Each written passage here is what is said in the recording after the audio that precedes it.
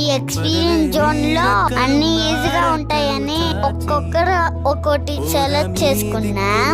తీరా అక్కడికి వెళ్ళేసరికి అక్కడ ముందుగా ఎక్కిన అన్నం చూసి అందరూ భయపడిపోయాం. బచావో బచావో అని అరుస్తున్నారు.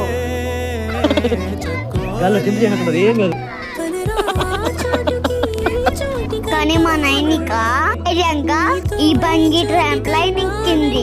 ఇది అలా ఆకాశంలోకి వెళ్ళినట్టు అనిపించింది. మేమందరం కింద నుంచి బాగా ఎంకరేజ్ చేసాం, బాగా ఎంజాయ్ చేసాం.